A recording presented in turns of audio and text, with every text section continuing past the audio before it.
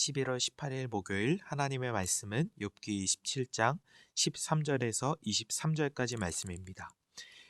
악인이 하나님께 얻을 분깃, 포악자가 전능자에게서 받을 산업은 이것이라.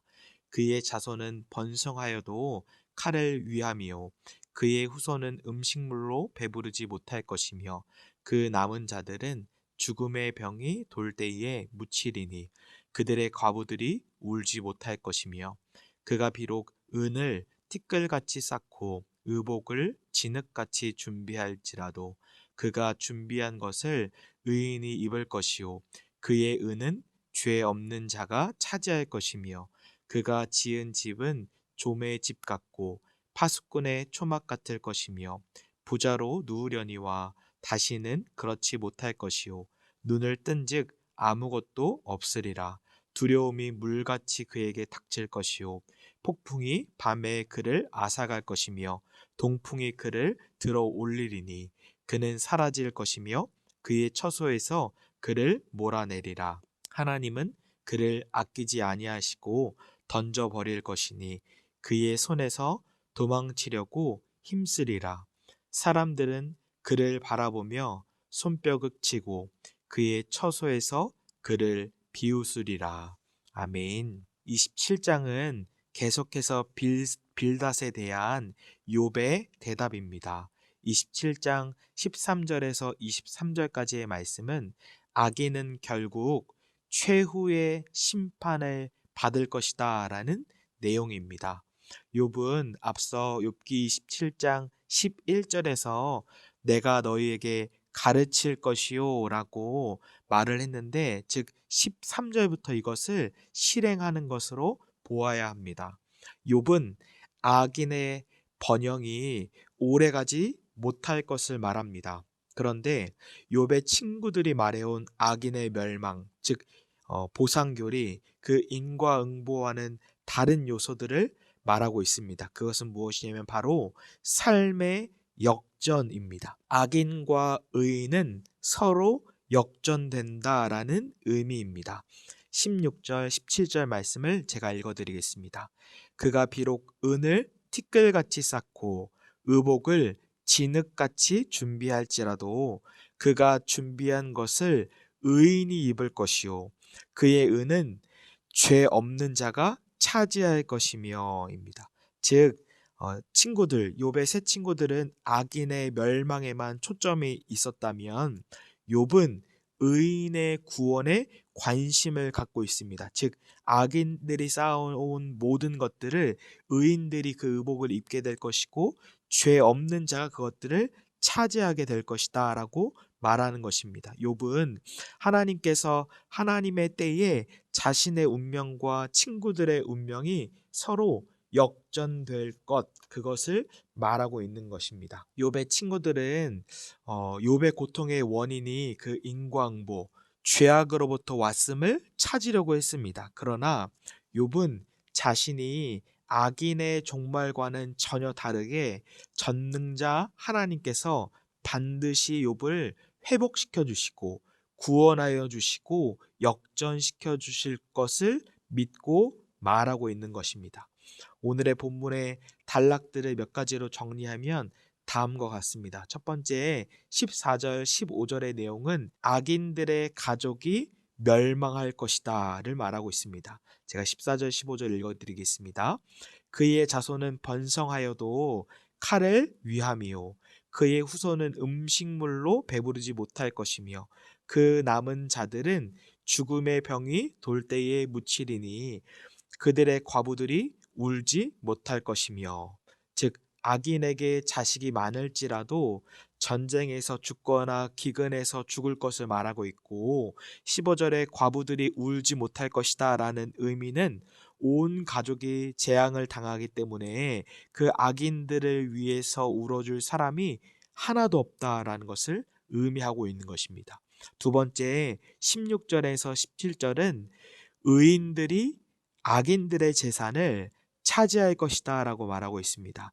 16절 17절을 제가 읽어드리겠습니다. 그가 비록 은을 티끌같이 쌓고 의복을 진흙같이 준비할지라도 그가 준비한 것을 의인이 입을 것이요 그의 은은 죄 없는 자가 차지할 것이며 즉 호화롭고 사치로운 그런 의복과 장신구 악인들의 것들이 결국에는 모두 의인들의 것, 죄 없는 자들이 차지하게 될 것을 말합니다. 즉 삶의 역전을 의미하고 있습니다.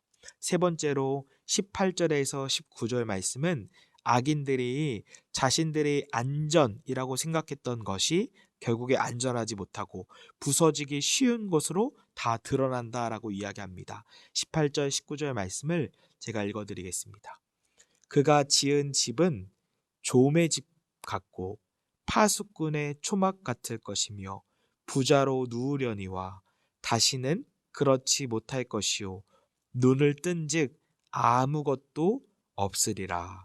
아멘. 여기서 초막은 아주 약해 빠진 임시 거처를 의미합니다.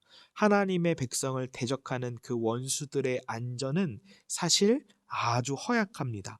그리고 원수가 그 잠자리에 누웠다가 일어난 하룻밤 사이에 이 재물이 다 사라지게 된다라고 말하고 있습니다. 네 번째로는 20절에서 21절 말씀에 악인들은 죽음의 두려움에 쓸려서 세상에서 사라질 운명이다라고 말하고 있습니다. 20절, 21절 말씀을 제가 읽어드리겠습니다. 두려움이 물같이 그에게 닥칠 것이요 폭풍이 밤에 그를 앗아갈 것이며 동풍이 그를 들어 올리리니 그는 사라질 것이며 그의 처소에서 그를 몰아내리라. 아멘. 이 죽음의 두려움이 원수들을 걷잡을 수 없이 그 쓰나미로 물과 같이 덮쳐버립니다. 그리고 폭풍처럼 한밤중에 그 악인들을 급습할 것이다 라고 말하고 있습니다. 사막에서 사나운 동풍이 이 악인들을 번쩍 들어서 완전히 치워버릴 것입니다. 이 악인들이 자신들이 안전하다고 생각했던 그 자리, 그 포지션, 그 모든 삶의 시간과 모든 에너지를 다 쏟아부었던 바로 그 자리에서 쓸려 나갈 것입니다. 결국 이 사람들은 악인들은 비웃음거리가 될 것이다 라고 말하고 있습니다. 특별히 이 자리, 팀켈러 목사님은 어떠한 자리, 성공과 성취를 얻기 위해서 하나님을 믿는 것도 우상이 될 수 있다라고 말합니다. 성도님, 성공하는 것, 성취하는 것은 물론 좋은 것입니다. 그러나 무언가를 얻기 위해서 하나님을 믿는 것이라면 결국 그 성공 자체, 그 포지션 자리 자체도 우상이 될 수 있다라고 말하는 것입니다. 즉 마틴 루터가 그리스도를 바라보는 것 그 이상으로 더 바라보는 것이 있다면 그것이 무엇이든지 성공이든지 어떠한 자리든지 심지어 좋은 것이라고 할지라도 그리스도보다 더 바라보는 것이 된다면 그것은 우상이 된다라고 말하는 것과 같습니다. 오늘 말씀 성경은 우리에게 뭐라고 말하고 있습니까? 죄의 삭, 죄의 대가는 사망이다라고 말하고 있는 것입니다. 이 악인들이 평생을 바쳐 살아온 돈, 섹스, 명예, 이 모든 우상들을 아무리 채우려고 했지만 그 포지션을 차지할지라도 결국 끝은 사망이고 심판이다라고 말하고 있는 것입니다. 우리의 삶을 돌아보면 우리의 각자의 삶에도 하나님을 향해 나아가는데 막아서는 무엇, 하나님을 향해 가로막는 무엇, 바로 죄의 영역, 우상의 영역이 모두 있을 것입니다. 그렇다면 주님께서는 이 죄의 문제, 우상의 문제, 성화의 영역을 해결하기 위해서 어떻게 하셨습니까? 제가 마지막으로 요한일서 3장 9절 말씀을 읽어드리겠습니다. 하나님께로부터 난 자마다 죄를 짓지 아니하나니 이는 하나님의 씨가 그의 속에 거함이요 그도 범죄하지 못하는 것은 하나님께로부터 났음이라. 아멘.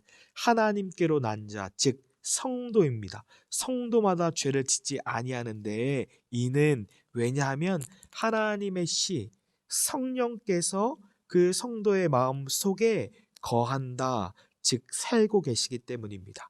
주님은 우리의 죄의 문제, 성화의 부모를 해결하기 위해서 어떻게 행하셨으니까 우리의 마음 속에 오셔서 사시는 것입니다. 동고동락하시는 것입니다. 오늘 하루도 우리의 가장 더러운 마음 속에 찾아오신 주님과 생생하게 동행하시기를 주님의 이름으로 축복합니다. 제가 기도하겠습니다. 하나님 감사합니다. 이 악인들의 심판을 통해 하나님께서 완전히 역전하신 것을 믿습니다. 하나님 오늘도 우리의 마음속에 오신 그리스도와 생생하게 동행하며 날마다 승리할 수 있도록 은혜 허락하여 주시옵소서. 예수님의 이름으로 기도드립니다. 아멘.